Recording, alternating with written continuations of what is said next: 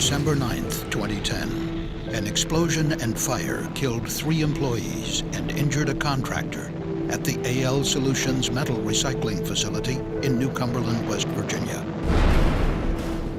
The tragic accident heavily damaged the plant's production building and ultimately resulted in the facility permanently shutting down. The Chemical Safety Board launched an investigation and found the cause of the accident to be all too familiar: combustible dust.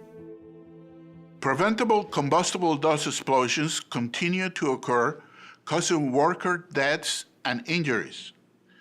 The CSB believes it is imperative for OSHA to issue a comprehensive combustible dust standard for general industry with clear requirements to prevent dust fires and explosions.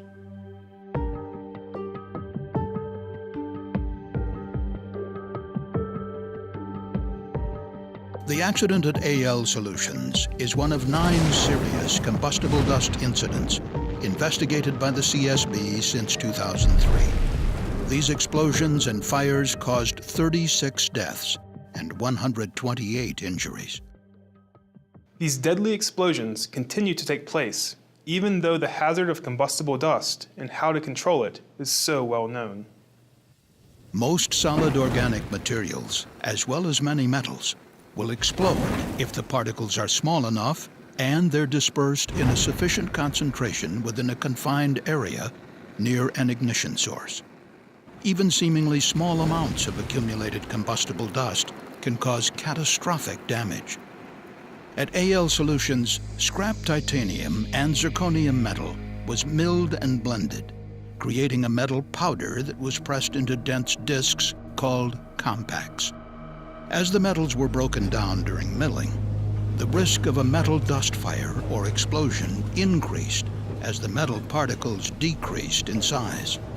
A metal blender used to process zirconium was having mechanical problems that had not been adequately repaired.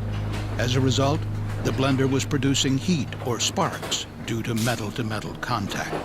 Around 1:20 p.m. on December 9, 2010, a spark or hotspot from the blender likely ignited the zirconium powder inside. The resulting flash fire lofted the metal dust particles in the blender, forming a burning metal dust cloud. The cloud ignited other combustible dust within the production building, causing a secondary explosion that ripped through the plant, killing 3 workers and injuring a contract employee. During our investigation, the CSB learned that the AL Solutions facility had fatal fires and explosions involving metal dust in 1995 and 2006, in addition to the 2010 explosion. Also, from 1993 until the accident in 2010, there were at least 7 fires that required responses from the local fire department. Despite the history of accidents, the CSB found that AL Solutions and the prior owner of the New Cumberland facility did not use effective engineering controls for dust hazards, such as installing a dust collection system that would safely remove dusts generated during metal processing. The National Fire Protection Association Standard for Combustible Metals recommends specific practices for controlling metal dust, but AL Solutions did not voluntarily follow those guidelines, and there are no federal OSHA standards to enforce similar requirements. In its 2006 combustible dust hazard study, the CSB recommended that OSHA issue a combustible dust standard for general industry based on the current NFPA guidelines. In response, OSHA initiated a national emphasis program in 2007 to target industries with combustible dust hazards for additional inspections and enforcement.